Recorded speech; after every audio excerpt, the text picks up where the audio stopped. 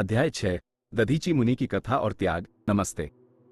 शिव महापुराण की शत्रुद्र संहिता के इस अद्भुत सफर में आपका स्वागत है। पिछली कथा में हमने महादेव के पंच ब्रह्म स्वरूप का ज्ञान प्राप्त किया। फिर हमने शिव के 28 योग अवतारों और उनकी शिष्य परंपरा को जाना। अंत में हमने दक्ष प्रजापति के अहंकार और वीरभद्र द्वारा हुए यज्ञ विध्वंस की प्रलयकारी घटना देखी और यह भी देखा कि कैसे शिव के अनुग्रह से दक्ष को बकरे का सिर लगाकर जीवन दान मिला। यदि आपने अध्याय 1 से 5 की वह महागाथा नहीं देखी है तो लिंक में जाकर उसे जरूर देखें ताकि यह ज्ञान श्रृंखला पूरी हो सके। अब हम कथा के एक ऐसे पड़ाव पर आ चुके हैं जहां एक महान तपस्वी ने त्याग की ऐसी पराकाष्ठा स्थापित की जो स्वार्थ और मोह से ऊपर उठकर परम धर्म को दर्शाती है। ये कथा है दधीची मुनि की, जिन्होंने अपनी अस्थियों से देवताओं को अजेय अस्त्र प्रदान किया। दधीची मुनि का परिचय और दानव आतंक।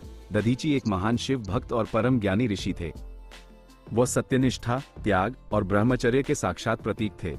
वह अपनी तपस्या से प्राप्त अद्वितीय शक्ति के लिए तीनों लोकों में प्रसिद्ध थे। एक समय ऐसा आया जब वृत्रासुर नामक एक भयानक दानव ने देवताओं को पराजित कर दिया था। वृत्रासुर को ऐसा वरदान प्राप्त था कि उसे किसी भी धातु, लकड़ी या पत्थर से बने अस्त्र से नहीं मारा जा सकता था। देवताओं के पास जितने भी दिव्यास्त्र थे वे सब उसके सामने निष्फल हो गए। दानव के आतंक से स्वर्ग लोक भी डगमगा गया और देवराज इंद्र सहित सभी देवता भयभीत होकर भागने लगे।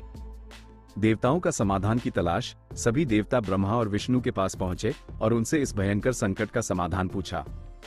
ब्रह्मा जी ने उन्हें बताया कि इस दानव का वध केवल एक अद्वितीय अस्त्र से ही संभव है जो मनुष्य या ऋषि की अस्थियों से निर्मित हो, क्योंकि वृत्रासुर को केवल प्राकृतिक रूप से उत्पन्न अस्त्रों से न मारे जाने का वरदान प्राप्त था। ब्रह्मा जी ने आगे कहा, पृथ्वी पर केवल एक ही तपस्वी हैं जिनके शरीर में वो तपस्या जनित ऊर्जा है जिससे यह विशेष अस्त्र बन सकता है। वे हैं परम त्यागी दधीची मुनि। उनकी निष्काम तपस्या और दैवीय तेज से युक्त हड्डियां ही उस अस्त्र को बनाने में सक्षम होंगी। इंद्र और देवताओं का मुनि के पास जाना, ये सुनते ही देवताओं के मन में एक गहरा दुविधा उत्पन्न हो गई। एक ओर जहां वृत्रासुर का नाश आवश्यक था, वहीं दूसरी ओर एक महान तपस्वी से उनके शरीर का दान मांगना अत्यंत कठिन और शर्मनाक कार्य था। देवराज इंद्र, जो देवताओं के प्रमुख थे, उन्होंने आत्मग्लानि और विनम्रता के साथ दधीची मुनि के आश्रम की ओर प्रस्थान किया। मुनि अपनी कुटिया में शांत भाव से तपस्या में लीन थे। देवताओं ने मुनि के चरणों में सिर झुकाकर पूरी स्थिति बताई और अत्यंत पीड़ा के साथ अपनी आवश्यकता व्यक्त की। दधीची मुनि का परम त्याग। दधीची मुनि ने देवताओं की बात शांत मन से सुनी। उन्हें एक पल के लिए भी संकोच या भय नहीं हुआ। उन्होंने अपने तपोबल से जान लिया था कि धर्म और लोक कल्याण के लिए उनका बलिदान आवश्यक है। दधीची मुनि मुस्कुराए और बोले, हे देवगण, मुझे ये जानकर परम हर्ष हुआ कि मेरा यह नश्वर शरीर भी अंततः किसी महान कार्य के लिए उपयोग में आ रहा है। ये शरीर तो आज नहीं तो कल नष्ट होना ही है, परंतु यदि इसकी अस्थियों से धर्म और सत्य की रक्षा होती है तो इससे बड़ा गौरव क्या हो सकता है। उन्होंने आगे कहा, केवल मुझे एक इच्छा है। मैंने अभी तक संसार के सभी पवित्र तीर्थों और स्थानों का भ्रमण नहीं किया है। मैं एक बार उन सभी का दर्शन करना चाहता हूँ। देवताओं ने अपनी शक्तियों से सभी तीर्थों के जल को उसी क्षण मुनि के आश्रम में आह्वान किया। मुनि ने उस पवित्र जल से स्नान किया, अपनी अंतिम इच्छा पूरी की और फिर योग की उच्च अवस्था में प्रवेश कर गए। दधीची मुनि ने बिना किसी पीड़ा के योग बल से अपनी आत्मा को शरीर से मुक्त कर दिया। वज्रायुध का निर्माण। मुनि का शरीर छोड़ते ही देवताओं ने उनके पार्थिव शरीर से अस्थियां, हड्डियां एकत्रित की। इन अस्थियों को विशेष दैवीय औषधियों और मंत्रों से संस्कारित करके महान शिल्पकार विश्वकर्मा ने एक अद्भुत और अजेय अस्त्र का निर्माण किया। इस अस्त्र को वज्रायुध या वज्र नाम दिया गया, जो इंद्र का सबसे शक्तिशाली हथियार बना। वृत्रासुर का वध और धर्म की विजय। वज्रायुध को धारण करके इंद्र ने वृत्रासुर से भयंकर युद्ध किया। चूंकि वज्रायुध ऋषि की अस्थियों से बना था, इसलिए वृत्रासुर पर किया गया इसका प्रहार सीधा और अचूक रहा। वृत्रासुर का अंत हुआ और देवताओं ने एक बार फिर स्वर्ग पर विजय प्राप्त की। दधीची मुनि का ये त्याग युगों युगों तक धर्म, निष्ठा और परम बलिदान का प्रतीक बन गया। उन्होंने सिद्ध किया कि सच्ची भक्ति और तपस्या केवल व्यक्तिगत मोक्ष के लिए नहीं होती, बल्कि लोक कल्याण के लिए भी होती है। सूत जी ने कहा, हे ऋषियों, दधीची मुनि की यह कथा त्याग की महत्ता को स्थापित करती है। परंतु शिव के अवतारों की श्रृंखला यही समाप्त नहीं होती। इस जगत में कई बार ऐसे पापी प्रकट हुए जिन्हें केवल महादेव के विशेष अवतारों ने ही दंडित किया। अगले अध्याय में हम पिप्पलाद अवतार की कथा जानेंगे, जिन्होंने क्रोधित शनिदेव को दंडित किया और उन्हें यह नियम सिखाया कि किस पर और कब अपनी दृष्टि डालनी चाहिए। अध्याय 6 समाप्त। अध्याय 7 पिप्पलाद अवतार और शनिदेव को दंड। सूत जी ने आगे कथा सुनानी शुरू की। उन्होंने कहा, हे ऋषियों, दधीची मुनि का महान त्याग तो आपने सुना। अब मैं आपको शिव के एक और महान अवतार की कथा सुनाता हूँ, जिन्होंने न्याय और क्रोध के बीच के सूक्ष्म नियम को स्थापित किया। ये कथा है पिप्पलाद की, जिन्होंने शनिदेव के तीव्र प्रभाव को एक विशेष सीमा में बांध दिया। दधीची मुनि और उनकी परम पतिव्रता पत्नी सुवर्चा के पुत्र के रूप में पिप्पलाद का जन्म हुआ था। जब दधीची मुनि ने वृत्रासुर के नाश के लिए अपनी अस्थियों का दान किया, तब सुवर्चा ने अपने पति के वियोग में अत्यधिक पीड़ा अनुभव की। नवजात शिशु पिप्पलाद को जब आश्रम के निकट पीपल के वृक्ष के नीचे छोड़ दिया गया, तब वन के ऋषियों ने उस तेजस्वी बालक को देखा। पीपल के पत्तों से ढके होने के कारण बालक का नाम पिप्पलाद रखा गया। पिप्पलाद का बचपन घोर अभाव और पितृ वियोग के बीच बीता। वे अपने पिता की अनुपस्थिति से उत्पन्न गहरी उदासी को समझते थे। जैसे जैसे वे बड़े हुए, उनमें ये जानने की अदम्य इच्छा जागृत हुई कि उनके पिता को क्यों असमय ही अपना शरीर त्यागना पड़ा। उन्होंने अपने गुरुओं से इस विषय में प्रश्न किया। गुरुओं ने उन्हें बताया कि यह सब ग्रहों की गति और विशेष रूप से शनिदेव की क्रूर दृष्टि का परिणाम था, जिसके कारण देवताओं ने दधीची मुनि से उनकी अस्थियां मांगने की आवश्यकता महसूस की। ये सुनते ही बाल पिप्पलाद के हृदय में शनिदेव के प्रति एक तीव्र आक्रोश उत्पन्न हो गया। उन्हें लगा कि शनिदेव ने ही उनके पिता की मृत्यु का मार्ग खोला था। अपने इस तीव्र क्रोध और प्रतिशोध की भावना से भरकर पिप्पलाद ने अत्यंत कठोर तपस्या आरंभ कर दी। वे सैकड़ों वर्षों तक अन्न और जल का त्याग कर केवल ब्रह्मा को प्रसन्न करने के उद्देश्य से साधनारत रहे। उनकी तपस्या की अग्नि इतनी भयानक थी कि उससे निकलने वाला तेज तीनों लोकों को संतप्त करने लगा। अंततः ब्रह्मा जी उनके समक्ष प्रकट हुए। ब्रह्मा जी का तेज भी पिप्पलाद की तपस्या के सामने कुछ फीका पड़ रहा था। ब्रह्मा जी ने उन्हें वरदान मांगने को कहा। पिप्पलाद का क्रोध उनकी वाणी में गूंजा। उन्होंने ब्रह्मा जी से साक्षात शनि ग्रह को दंडित करने की शक्ति मांगी। उन्होंने कहा, हे पितामह, मुझे एक ऐसा अमोघ अस्त्र प्रदान करें जिससे मैं शनिदेव को उनके अन्यायपूर्ण कार्य का उचित दंड दे सकूं। मैं चाहता हूं कि कोई भी पुत्र अपने पिता को इस प्रकार असमय न खोए।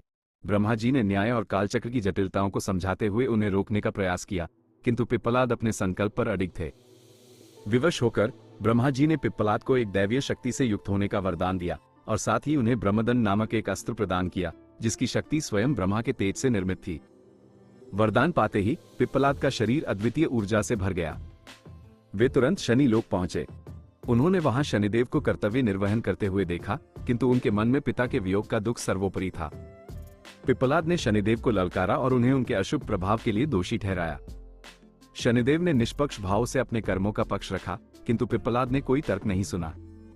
क्रोधित पिप्पलाद ने अपना ब्रह्मदंड उठाया और शनिदेव पर प्रहार कर दिया। उस अमोघ अस्त्र का तेज इतना प्रचंड था कि शनिदेव उसे सहन न कर सके। वे पीड़ा से कराते हुए आकाश से धरती की ओर गिरने लगे। शनिदेव ने स्वयं को बचाने के लिए पीपल के वृक्ष के पत्तों के पीछे आश्रय लिया। उनके शरीर की पीड़ा से प्रकृति कांप उठी। शनिदेव के कार्य में आए अवरोध के कारण कालचक्र और सृष्टि का संतुलन बिगड़ने लगा। यह विनाशकारी स्थिति देखकर सभी देवता, जिनमें ब्रह्मा और विष्णु भी शामिल थे, तुरंत पिप्पलाद के समक्ष प्रकट हुए। उन्होंने पिप्पलाद की स्तुति की और उनसे शनिदेव को क्षमा करने का अनुरोध किया। देवताओं ने उन्हें समझाया कि शनिदेव केवल काल और कर्मों के अनुसार फल देते हैं और यह घटना ईश्वर की इच्छा का ही एक भाग थी, न कि शनिदेव का व्यक्तिगत दोष। देवताओं की विनम्र प्रार्थना और तर्क सुनकर पिप्पलाद का क्रोध धीरे धीरे शांत हुआ। उनका प्रतिशोध अब कर्तव्य में बदल चुका था। उन्होंने शनिदेव को क्षमा किया और उन्हें उठाया। पिप्पलाद ने तब शनिदेव के लिए एक नियम स्थापित किया, जिसे आज भी माना जाता है। उन्होंने कहा, हे शनिदेव, आज से आप ये प्रतिज्ञा करें कि आप किसी भी बालक पर जो 17 वर्ष की आयु तक नहीं पहुंचा है, अपनी अशुभ दृष्टि का पूर्ण प्रभाव नहीं डालेंगे। 17 वर्ष की आयु तक आप उन्हें उनके पिता के वियोग से मुक्त रखेंगे। इसके अतिरिक्त पिप्पलाद ने शनिदेव को पीपल के वृक्ष का महत्व भी बताया। चूंकि शनिदेव ने उसी वृक्ष के नीचे आश्रय लिया था, इसलिए पिप्पलाद ने वरदान दिया कि जो भी व्यक्ति शनिवार को पीपल के वृक्ष की पूजा करेगा और शिव की भक्ति करेगा, उस पर शनिदेव की अशुभ दृष्टि का प्रभाव कम हो जाएगा।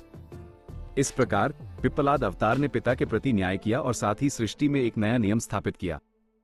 उन्होंने सिखाया कि शक्ति का उपयोग न्याय और लोक कल्याण के लिए ही होना चाहिए। सूत जी ने ऋषियों से कहा, पिप्पलाद ने तो धर्म के नियमों को स्थापित किया, परंतु शिव ने एक ऐसा अवतार भी लिया जिसका उद्देश्य पापियों का संहार कर ज्ञान और मोक्ष का मार्ग प्रशस्त करना था। यह अवतार अपने भयानक स्वरूप के लिए जाना जाता है, जो काल और मृत्यु के भय को भी दूर करता है। अब हम अगले अध्याय में भैरव अवतार के प्राकट्य, उनके उद्देश्य और उस कथा को जानेंगे जिसके कारण उन्हें पापियों का दंडनायक और काशी का अधिपति कहा गया। अध्याय 8। भैरव अवतार का प्राकट्य और उनकी कथा। सूत जी ने शौनकादि ऋषियों को पिप्पलाद की कथा सुनाने के बाद अब शिव के एक अत्यंत महत्वपूर्ण और रौद्र स्वरूप भैरव अवतार की गाथा सुनानी आरंभ की। ये कथा सृष्टि के आरंभिक काल की है, जब परम सत्य को लेकर ब्रह्मा और विष्णु के मध्य एक गहन और भयानक विवाद उत्पन्न हो गया। ब्रह्मा स्वयं को सृष्टि का जनक मानते थे और इसलिए सर्वोच्च होने का दावा करते थे, जबकि विष्णु स्वयं को सृष्टि का पालक मानते हुए अपने को परम सत्ता सिद्ध कर रहे थे। दोनों देवों का अहंकार इतना बढ़ गया था कि यह विवाद केवल वाद विवाद तक सीमित न रहा, बल्कि इसने एक बड़े युद्ध का रूप ले लिया, जिससे संपूर्ण ब्रह्मांड की शांति भंग होने लगी। जब यह विवाद अपने चरम पर पहुंचा, तभी उनके मध्य एक दिव्य, अत्यंत तेजस्वी और अनंत ज्योतिपुंज प्रकट हुआ। इस ज्योतिर्लिंग की आभा इतनी प्रचंड थी कि उसकी ऊष्मा से दोनों देवों के अस्त्र शस्त्र मंद पड़ने लगे। इस ज्योतिपुंज का न कोई आदि था और न कोई अंत। ये ज्योतिपुंज दोनों देवों के अहंकार को चुनौती दे रहा था। ये दृश्य देखकर भी उन दोनों का अभिमान शांत नहीं हुआ, बल्कि उन्होंने इस ज्योतिस्तंभ के शीर्ष और मूल को खोजकर अपनी श्रेष्ठता सिद्ध करने का निश्चय किया। विष्णु ने तुरंत वराह का विकराल रूप धारण किया और अपनी तीव्र गति से पाताल लोक की ओर ज्योति के मूल को खोजने के लिए प्रस्थान किया। उन्होंने वर्षों तक गहराई में यात्रा की, किंतु उस अनंत ज्योति के अंतिम छोर को नहीं पा सके। दूसरी ओर ब्रह्मा ने हंस का रूप धारण किया और आकाश लोक की ओर ज्योति के शीर्ष को खोजने के लिए प्रस्थान किया। वे भी अनगिनत वर्षों तक उड़ान भरते रहे, पर उस अनंत ज्योतिस्तंभ के शीर्ष तक नहीं पहुंच पाए। अंततः दोनों देव वापस लौटे। विष्णु ने अपनी असफलता को स्वीकार करते हुए सत्य कहा कि वे उस ज्योति के मूल को नहीं खोज पाए और उन्होंने स्वयं को उस परम शक्ति से छोटा माना। परंतु ब्रह्मा ने अपने अहंकारवश एक झूठ बोला। उन्होंने घोषणा की कि उन्होंने ज्योति के शीर्ष को देख लिया है और इसके प्रमाण के रूप में केतकी के पुष्प को प्रस्तुत किया, जिसने ब्रह्मा के पक्ष में झूठी गवाही दी। ब्रह्मा का यह अहंकार और असत्य का आचरण परमेश्वर शिव को स्वीकार नहीं था। जैसे ही ब्रह्मा ने झूठ बोला, ज्योतिपुंज को भेद कर महादेव स्वयं एक भयानक, रौद्र और क्रुद्ध स्वरूप में प्रकट हुए। उनका ये स्वरूप अंधकार के समान काला, अग्नि की लपटों जैसा तेजस्वी, त्रिशूल और दंड धारण किए हुए और विकराल मुख वाला था। यही स्वरूप काल भैरव कहलाया। वह काल के भय को भी नियंत्रित करने वाले थे। काल भैरव का प्राकट्य होते ही विष्णु ने तुरंत भैरव के चरणों में गिरकर अपनी गलती स्वीकार की और विनम्रता से स्तुति की। भैरव ने विष्णु को क्षमा किया और उन्हें सृष्टि के पालनकर्ता के रूप में उनका उचित स्थान वापस दिया। परंतु ब्रह्मा अभी भी अपने अहंकार और झूठ पर अडिग थे। क्रोधित होकर काल भैरव ने ब्रह्मा को दंडित करने का निर्णय लिया, ताकि सृष्टि में सत्य और विनम्रता का महत्व स्थापित हो सके। भैरव ने अपनी अंगुली के नाखून से ब्रह्मा के पांचवें सिर को, जो अहंकार और असत्य का प्रतीक बन गया था, काट दिया। ब्रह्मा का वह सिर कटते ही उनका अहंकार नष्ट हो गया और वे 4 सिरों वाले होकर विनम्र हो गए तथा उन्होंने शिव की स्तुति आरंभ कर दी। हालांकि काल भैरव ने धर्म की रक्षा के लिए यह कार्य किया था, किंतु ब्राह्मण हत्या का दोष उन पर लग गया।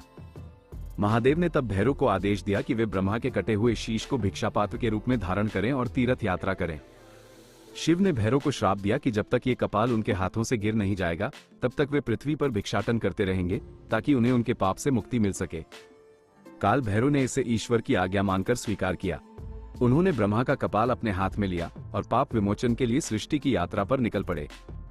वे अपनी यात्रा के दौरान पापियों को दंडित करते रहे और धर्मियों को रक्षा प्रदान करते रहे, ये सुनिश्चित करते हुए कि कहीं भी अधर्म का सिर न उठे। यात्रा करते हुए काल भैरव अंततः काशी, वाराणसी पहुंचे, जो पृथ्वी पर सबसे पुण्यमयी और मोक्षदायिनी नगरी मानी जाती है। जैसे ही भैरव ने काशी की धरती पर कदम रखा, उनके हाथ में रखा ब्रह्मा का कपाल पात्र तुरंत जमीन पर गिर गया और धरती में समा गया। कपाल का मोचन होते ही भैरव को ब्राह्मण हत्या के दोष से मुक्ति मिल गई। ये स्थान कपाल मोचन तीर्थ कहलाया, जिसने सिद्ध किया कि काशी में काल का भी प्रभाव नहीं चलता और यहाँ घोर पापों का भी अंत हो जाता है।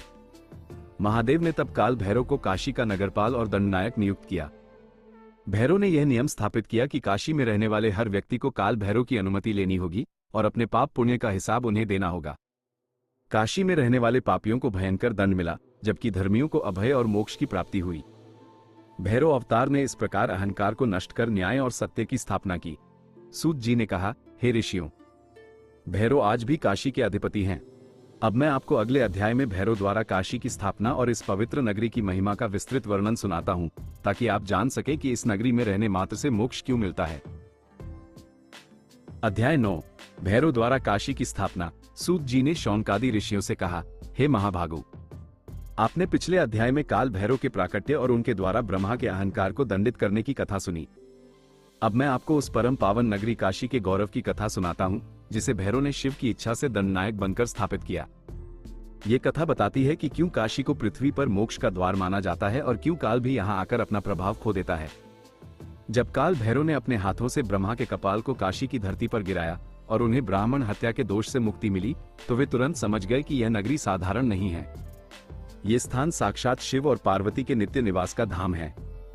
सृष्टि के आरंभ में जब ब्रह्मा जी ने इस ब्रह्मांड की रचना की थी, तब काशी ही वो पहला बिंदु थी जो प्रलय में भी अविनाशी रहती थी। शिव ने अपने त्रिशूल पर इस नगरी को धारण किया था ताकि महाप्रलय के समय भी यह नष्ट न हो। काशी को आनंद वन भी कहा जाता है, क्योंकि यहाँ रहने वाला हर जीव परम आनंद और शांति का अनुभव करता है। महादेव ने भैरव को बुलाया और कहा, हे भैरव, अब तुम इस नगरी के नगरपाल बनो। तुम यहाँ न्याय और मोक्ष के बीच द्वारपाल का कार्य करोगे। यह नगरी मेरे और मेरी प्रिया पार्वती के हृदय के समान है। मैं यहाँ आने वाले हर जीव को तारक मंत्र, मुक्ति का मंत्र प्रदान करता हूँ। किंतु इस नगरी में अधर्म और पाप का वास नहीं होना चाहिए। शिव ने काल भैरव को काशी की व्यवस्था सौंपते हुए उन्हें यह अधिकार दिया कि वे पापी और पुण्यवानों का निर्धारण करें और दंडनायक का कार्य करें। शिव ने भैरव से कहा कि जो भी मनुष्य काशी में आता है, उसे यहाँ रहने से पहले अपने पाप पुण्य का हिसाब देना होगा। भैरव को यह शक्ति दी गई कि वह अधर्मियों को कठोरतम दंड दे, ताकि वे अपने पापों का प्रायश्चित इसी जन्म में कर सकें। भैरव ने काशी में एक ऐसी न्याय व्यवस्था स्थापित की जहां पापी व्यक्ति को कठिन परीक्षा से गुजरना पड़ता था, जिससे उनका अहंकार और पाप नष्ट हो जाए। जो मनुष्य विनम्र होकर भैरव के इस दंड को स्वीकार करता था, उसे मोक्ष की प्राप्ति होती थी। भैरव के इस रौद्र रूप का दर्शन मात्र ही पापों को भस्म करने वाला माना जाता है। भैरव को यह भी आदेश दिया गया कि वे काल और मृत्यु के भय को इस नगरी से दूर रखें। शिव ने कहा, हे भैरव, काल, समय और यम, मृत्यु के देवता इस नगरी में तभी प्रवेश कर सकते हैं जब तुम्हारी आज्ञा हो। जो मनुष्य काशी में अपने प्राण त्यागता है, उसे पुनर्जन्म के चक्र में नहीं फंसना पड़ता। मैं स्वयं उसके कानों में तारक मंत्र फूंकता हूँ और उसे सीधे मोक्ष प्राप्त होता है। भैरव का कार्य था कि वे सुनिश्चित करें कि यमदूत इस पवित्र सीमा में प्रवेश न करें। भैरव ने इस नगरी के चारों ओर अदृश्य रक्षकों को स्थापित किया, जिन्हें क्षेत्रपालक कहा गया, और भैरव स्वयं इन सभी के प्रधान बने। काल भैरव द्वारा स्थापित इस व्यवस्था के कारण काशी पृथ्वी पर सबसे पवित्र नगरी बन गई। भैरव की उपस्थिति ने यह सुनिश्चित किया कि काशी में केवल निष्ठावान भक्त ही रहें और पापियों को यहाँ कोई आश्रय न मिले। सूत जी ने ऋषियों को यह भी बताया कि आज भी जब कोई व्यक्ति काशी की यात्रा करता है, तो उसे सबसे पहले काल भैरव के मंदिर में जाकर दर्शन और आशीर्वाद लेना चाहिए। भैरव ही वो शक्ति है जो भक्तों को निर्भीक बनाते हैं और उन्हें सत्य के मार्ग पर चलने की शक्ति देते हैं। भैरव का दंड ही भक्तों के लिए आशीर्वाद बन जाता है, क्योंकि वह उन्हें पापों से मुक्त करता है। काशी को शिव की चेतना का केंद्र माना गया। यह नगरी केवल भौतिक स्थान नहीं, बल्कि एक आध्यात्मिक अवस्था है जहां ज्ञान कभी नष्ट नहीं होता। भैरव ने इस ज्ञान को अधर्मियों के हाथों से बचाकर भक्तों के लिए सुरक्षित किया। इस प्रकार काल भैरव ने न केवल ब्रह्मा के अहंकार को नष्ट किया, बल्कि काशी को मोक्ष का द्वार बनाकर शिव की परम इच्छा को भी पूर्ण किया। उनकी कथा न्याय, कर्तव्यपरायणता और अखंड स्वामी भक्ति का सर्वोच्च उदाहरण है। सूत जी ने आगे कहा, भैरव की यह कथा न्याय की स्थापना बताती है, परंतु शिव के गणों में दो ऐसे महान भक्त भी हुए जिनकी निष्ठा और प्रेम की परीक्षा स्वयं महादेव ने ली। उनके बीच का शाश्वत प्रेम ही हमें सच्ची भक्ति का पाठ पढ़ाता है, और वह कथा नंदीश्वर और भृंगीश की है, जिसे अब मैं आपको सुनाता हूँ। अध्याय 10, भृंगीश और नंदीश्वर की कथा। सूत जी ने शौनकादि ऋषियों को काल भैरव की महिमा बताने के बाद अब शिव के दो परम भक्तों नंदीश्वर और भृंगीश की कथा सुनानी आरंभ की। इन दोनों भक्तों की निष्ठा और प्रेम ने यह सिद्ध किया कि सच्ची भक्ति में कोई भेदभाव या ईर्ष्या नहीं होती, बल्कि केवल समर्पण होता है। नंदीश्वर का जन्म शिलाद मुनि के पुत्र के रूप में हुआ था। शिलाद मुनि ने कठोर तपस्या कर शिव से अविनाशी और योग शक्ति से युक्त पुत्र का वरदान मांगा था। शिव के आशीर्वाद से उत्पन्न होने के कारण नंदी में बचपन से ही अद्भुत तेज और महादेव के प्रति गहन भक्ति थी। अल्पायु में ही नंदी ने तपस्या द्वारा शिव को प्रसन्न किया और उन्हें शिव गणों के अधिपति प्रमुख का पद प्राप्त हुआ। शिव ने नंदी को अपने वाहन और सबसे प्रिय शिष्य के रूप में स्वीकार किया। नंदी केवल एक गण नहीं थे, बल्कि वे शिव के धर्म के प्रतीक और अखंड प्रेम के साकार रूप थे। भृंगी ऋषि भी महादेव के परम भक्त थे। उनकी भक्ति अद्वितीय थी, लेकिन उनकी भक्ति में एक विशेषता थी, वह केवल और केवल शिव के प्रति ही समर्पित थे। भृंगीश शक्ति, पार्वती के योगदान को माया मानते थे और उनका मानना था कि मोक्ष केवल परम पुरुष यानी शिव की आराधना से ही प्राप्त होता है। भृंगीश की यह दृढ़ निष्ठा ही उनकी भक्ति का आधार थी, परंतु यही उनके लिए एक परीक्षा का कारण बनी। एक बार भृंगीश ने कैलाश में शिव और पार्वती की परिक्रमा करने का निश्चय किया। उन्होंने शिव के चारों ओर परिक्रमा करना चाहा, परंतु पार्वती को परिक्रमा में शामिल करने से इनकार कर दिया। पार्वती ने उन्हें समझाया कि शिव और शक्ति एक हैं और उनकी परिक्रमा अलग अलग नहीं की जा सकती। शक्ति के बिना शिव अपूर्ण है और सृष्टि का अस्तित्व शिव और शक्ति के युगल रूप पर ही आधारित है। परंतु भृंगीश अपनी हठ पर अडिग रहे। उन्होंने पार्वती की बात नहीं मानी और केवल शिव की परिक्रमा करने के लिए संकल्प लिया। पार्वती ये देखकर क्रोधित हो गईं, क्योंकि उनके अधिकार का निरादर किया जा रहा था। शिव ने जब यह विवाद देखा तो उन्होंने पार्वती के गौरव को बनाए रखने और भृंगीश को सच्चा ज्ञान देने के लिए एक लीला रची। शिव ने पार्वती को अपने वामांग बाएं अंग में विलय कर लिया। इस प्रकार शिव और पार्वती का वह अर्धनारीश्वर स्वरूप प्रकट हुआ, जहां दोनों का अस्तित्व एक दूसरे में समाहित था। जब भृंगीश ने इस अर्धनारीश्वर स्वरूप को देखा तो वे आश्चर्यचकित रह गए, किंतु उनकी हठ अभी भी नहीं टूटी थी। उन्होंने तब भी केवल शिव के भाग की ही परिक्रमा करने का निश्चय किया। उन्होंने एक भौरे भृंग का रूप धारण किया और दोनों के विलय के बीच में से छेद करके निकलने का प्रयास किया, ताकि केवल शिव की ही परिक्रमा हो सके। भृंगीश की इस अद्वितीय हठ को देखकर पार्वती अत्यंत क्रोधित हुई। उन्होंने भृंगीश को श्राप दिया कि तुमने शक्ति के महत्व को नकारा है, इसलिए तुम्हें अपने शरीर में केवल पुरुषों के तत्व ही प्राप्त होंगे। तुम्हारा शरीर दुर्बल होगा और तुम्हें स्त्री तत्वों जैसे मांस रक्त का अभाव रहेगा। पार्वती के श्राप के कारण भृंगीश का शरीर मांस और रक्त से हीन हो गया और वे केवल अस्थिपंजर हड्डियों का ढांचा मात्र रह गए। वे कमजोर हो गए और खड़े भी नहीं हो पा रहे थे। भृंगीश को तब अपनी भूल का एहसास हुआ। उन्हें ये ज्ञान हुआ कि शिव और शक्ति को अलग समझना अज्ञान है। उन्होंने शिव और पार्वती दोनों से क्षमा मांगी। परम कारुणिक शिव और पार्वती ने भृंगीश पर दया की। उन्होंने भृंगीश को पुनः जीवन दिया और उन्हें अस्थिपंजर रूप में ही रहने का वरदान दिया, ताकि उनकी यह कथा निष्ठा और ज्ञान का पाठ पढ़ाती रहे।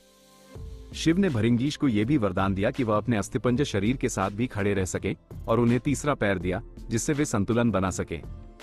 भृंगीश ने तब से शिव और शक्ति दोनों की समान रूप से आराधना की। दूसरी ओर नंदीश्वर ने सदा शिव और शक्ति दोनों के प्रति समर्पण बनाए रखा। नंदीश्वर की निष्ठा ही थी जिसके कारण उन्हें शिव का अति प्रिय और प्रधान गण माना गया। नंदी ने कभी भी पार्वती के महत्व को नकारा नहीं, बल्कि उन्हें माता के रूप में पूजनीय माना। सूत जी ने कहा, हे ऋषियों, भृंगीश और नंदीश्वर की यह कथा हमें सच्ची भक्ति का मर्म समझाती है। भक्ति केवल शक्तिशाली को पूजने में नहीं है, बल्कि सत्य को जानने में है। नंदी ने समन्वय का मार्ग अपनाया और भृंगीश ने हठ से ज्ञान प्राप्त किया। दोनों ही शिव के प्रिय बने, परंतु नंदी की भक्ति अखंड और सहज थी, जबकि भृंगीश को ज्ञान कठोर परीक्षा से मिला। सूत जी ने आगे कहा, नंदी और भृंगी की कथा हमें भक्ति के दो मार्ग बताती है, परंतु शिव ने एक ऐसा अद्वितीय अवतार भी लिया जिसे केवल ज्ञानियों और योगियों ने ही समझा। यह वह स्वरूप था जिसने धर्म के गूढ़ सिद्धांतों को सरल बनाया। अब हम अगले अध्याय में शर्भावतार की कथा जानेंगे, जिनका प्राकट्य विष्णु के नरसिंह रूप के क्रोध को शांत करने के लिए हुआ था और जो शक्ति के परम संतुलन को दर्शाते हैं।